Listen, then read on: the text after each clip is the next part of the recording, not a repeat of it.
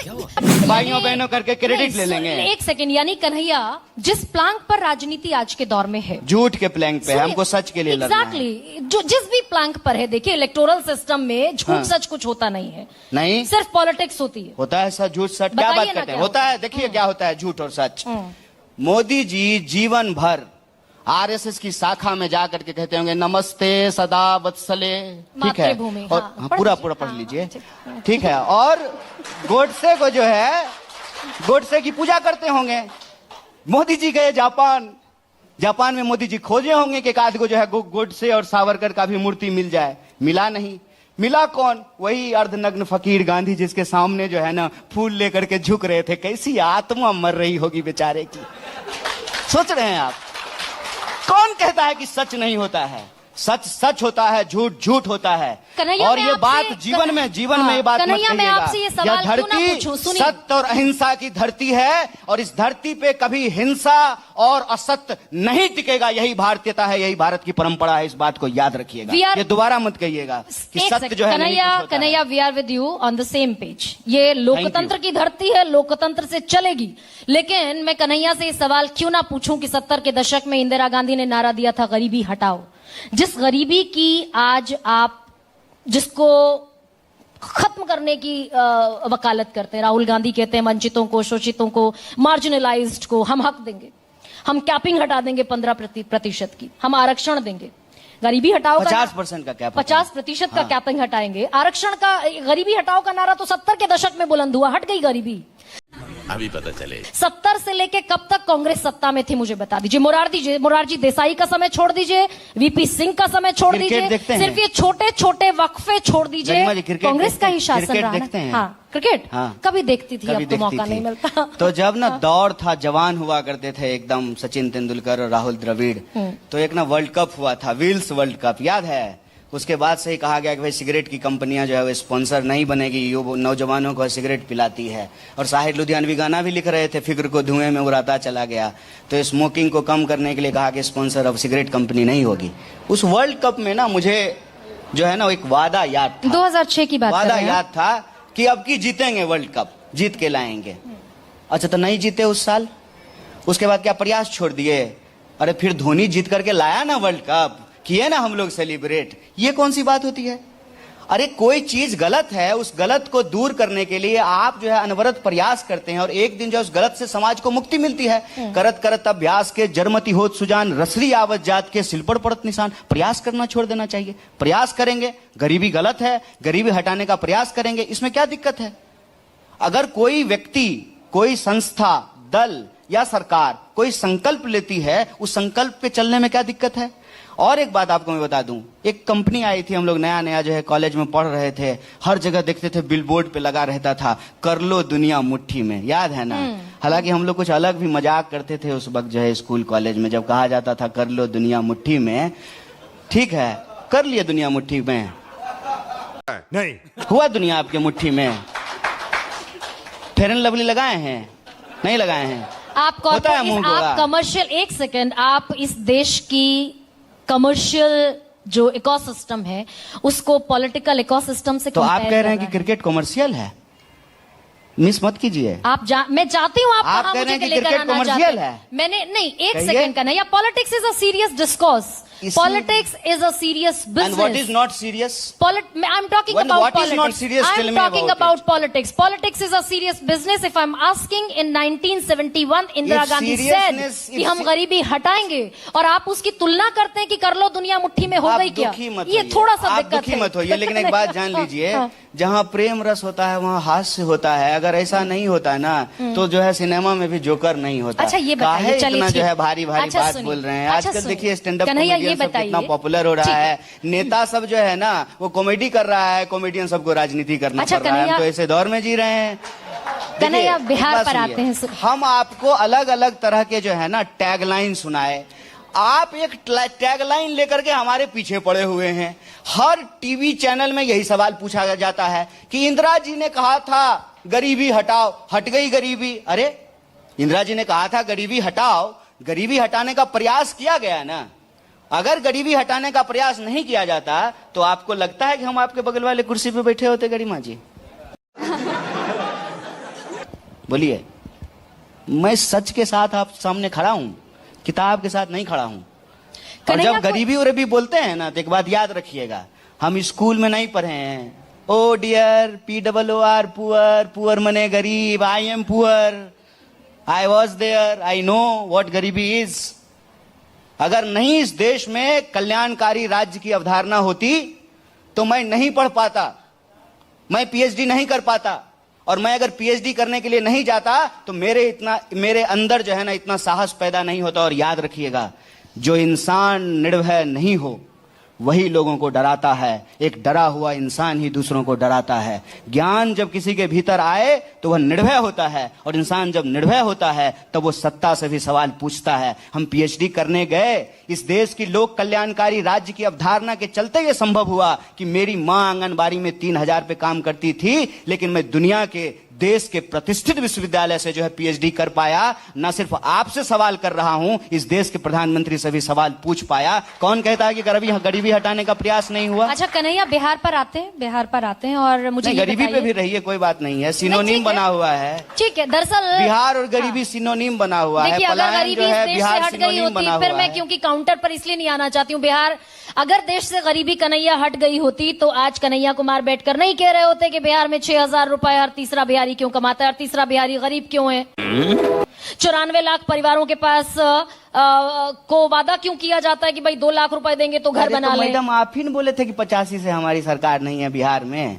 एक तरफ कहते हैं कि आपकी सरकार भी नहीं है, आपका रिवाइवल नहीं है, आप तो बरात दीनहीन है, आपका कोई औकात नहीं है, आप तो कमजोर करी हैं, और फिर हम ही को बुला करके पूछते हैं बताइए गरीबी कैसे हटेगी। देश में गरीबी कन्हैया है। हमको मौका दीजिए, बैठाइए कुर्सी पे, हम बताते हैं गरीबी कैसे हटेगी, गरीबी हटा करके दिखाएंगे कि गरीबी कैसे हटेगी। जैसे IIM बनाए, जैसे जो है एम्स बनाया, जैसे चांद पे गए, जैसे सड़कें बनाई, जैसे पुलें बनाया, जैसे संसदीय व्यवस्था बनाई, जैसे चुनाव बनाया, जैसे चैनल बनाया, वैसे ही गरीबी भी हटाएंगे। सुनिए ना कन्हैया, इस सच को तो मानते हैं ना कि आज भी इस देश में गरीबी एग्जिस्ट करती है? मानते हैं ना? बिल्कुल मानते हैं। यानी कि वो प्रोसेस स्टिल इनकम्प्लीट ना? Yes, we are in the process ना? That's it. ओके, अब मुझे बिहार पर आप थोड़ी सी सवालों क्या कह रहे हैं कि हम जो है अपने ही पैर पे कुल्हाड़ी मार रहे हैं? बिहार मंडल कमीशन बना, 79 में मंडल कमीशन की रिपोर्ट आई जिसने कहा कि 27% आरक्षण पिछड़ों को होना चाहिए, ओबीसी को होना चाहिए। यह आरक्षण 89 में लागू हुआ VP सिंह की सरकार में। अगर इंदिरा गांधी चाहती तो 80 में लागू हो सकता था, राजीव गांधी चाहते तो इंदिरा गांधी के असैसिनेशन के बाद 89 में लागू हो सकता था, जी देखिए 84 में लागू हो सकता था। बताइए ना, नहीं हुआ ना? आप वरिष्ठ हैं, बुजुर्ग हैं, अब कहाँ बार बार इतिहास में जाती हैं। सुनिए मेरी बात, मैं 2007 में पढ़ रहा था सर। इतिहास से आप डरते क्यों हैं? नहीं डरते हैं, मेरा इतिहास तो बहुत बढ़िया है मैडम। तो बताइए ना। 4 इतिहास पूछ देंगे तो आप वर्तमान भविष्य सब भूल जाइएगा। तो पत्रकार हूँ। कभी 2 दिन पहले एक पत्रकार की हत्या हुई है तो आपको याद नहीं है, और आप हमको इतिहास से सवाल पूछ रही हैं। ठीक है ना, एक सेकंड आप सुनिए, जवाब देने दीजिए। कन्हैया बताएंगे सबसे पहले, कन्हैया सबसे पहले बताएंगे कि ये क्या मंडल कमीशन की सिफारिशें 80 में लागू हो गई होती। 80 में नहीं तो असैसिनेशन इंदिरा गांधी का जब हुआ, 84 में राजीव गांधी अब तक के सबसे बड़े मैंडेट से प्रधानमंत्री बने, सिफारिशें आरक्षण 27% लागू हो गया होता। यही तो मैं कह रहा हूं, आप सुन तो लीजिए। 2007 में मैं कॉलेज में था, मैं पढ़ रहा था, UPA की सरकार थी, एजुकेशनल इंस्टीट्यूट में जो है 27% OBC रिजर्वेशन को लागू करना था। कौन लागू किए? अर्जुन सिंह लागू किए, जो है UPA की सरकार लागू की ना। मैं तो आपसे बात पूछ रही हूँ। आइए ना वर्तमान में मैडम, यही हम आपको कह रहे हैं, कितना सुहाना मौसम है, बिहार आई हैं, आप इतिहास में पढ़ी हुई हैं। मुझे एक बात बताइए, जो सही चीज है उसको कौन सा कांग्रेस पार्टी आकर के पलट दी? जो आरक्षण जो है मंडल साहब लागू कर दिए, जो VP सिंह की सरकार ने लागू कर दिया, क्या कांग्रेस पार्टी ने उसको पलट दिया? कर्पूरी कांग्रेस पार्टी ने उसको आगे बढ़ाया? कर्पूरी ठाकुर को भारत रत्न देकर बीजेपी उड़ा ले गई है कारपेट आपकी जमीन के नीचे से। अच्छा, आप इसमें फंसे हुए हैं? ये तो मुझे मालूम ही नहीं था। चलिए, तो दूसरे के मकान पे जो है नाम मिटा करके अपना नाम लिख देते और कहते हैं कि मकान हमारा ही है। शांत गोवर्धन शांत। इस देश की बुनियाद जिसमें आज हम सब रह रहे हैं, संविधान है। संविधान को बनाने में कांग्रेस पार्टी की भूमिका है।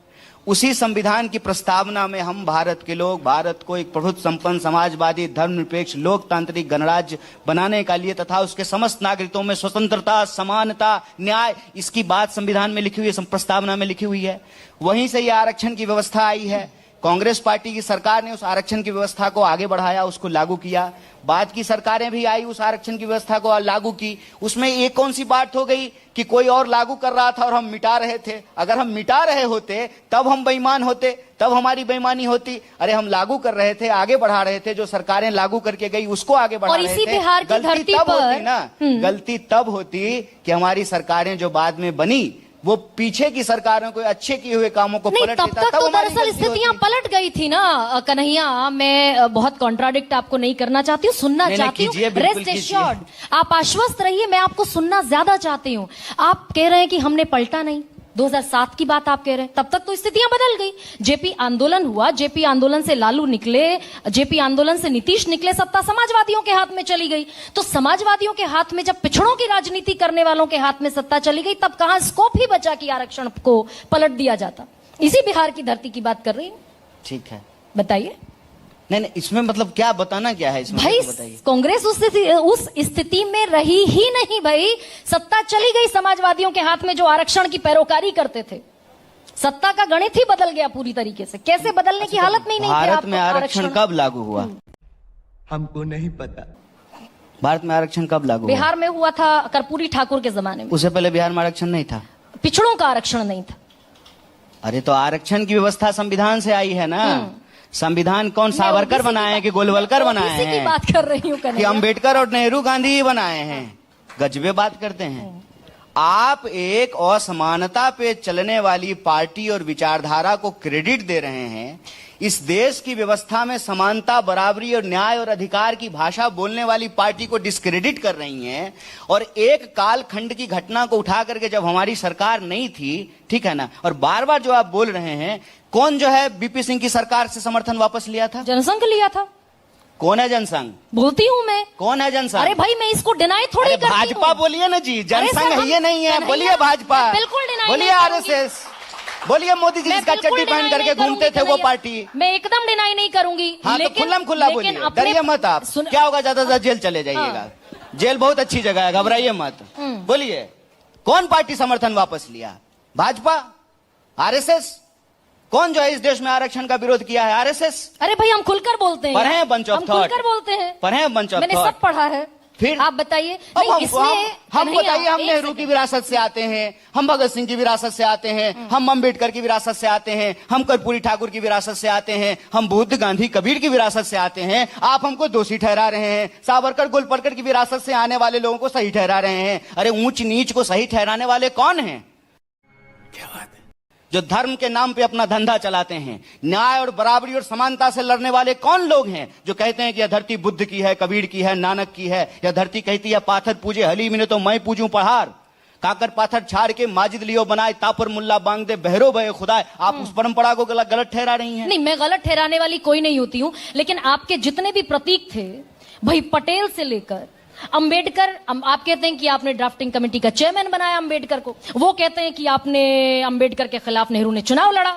कौन कहते हैं? व्हाट्सएप कहता है ना। बीजेपी कहती है भाई, खुले तौर पर कहती है, डंके की चोट पर कहती है आपने अंबेडकर के खिलाफ नेहरू ने चुनाव लड़ा। तो उनको कहिए कि अंबेडकर जी जो कहते हैं उस सिद्धांत को वो लागू करें। अंबेडकर जी कहते हैं, कोट कर रहा हूं, कोटिंग, अंबेडकर कहते हैं कि राजनीतिक स्वतंत्रता और राजनीतिक अधिकार सामाजिक स्वतंत्रता और सामाजिक अधिकार के बिना सुरक्षित नहीं हो सकता है। राजनीतिक स्वतंत्रता के लिए आर्थिक स्वतंत्रता जरूरी है। तो अंबेडकर जी जो कहते हैं उसको मोदी जी को दम है, मोदी जी को दम है, मोदी जी को औकात है। तो मोदी जी जो है अंबेडकर के सिद्धांत को लागू करें और निजी क्षेत्र में भी आरक्षण की व्यवस्था करें।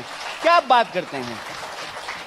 घर बनाए कोई, सड़क बनाए कोई, संविधान बनाए कोई, संसद बनाए कोई, फैक्ट्री बनाए कोई, आईआईएम बनाए कोई, एम्स बनाए कौन, चांद पे जाए कोई, और आकर के कुर्ता पैजामा पहन करके सूट पहन करके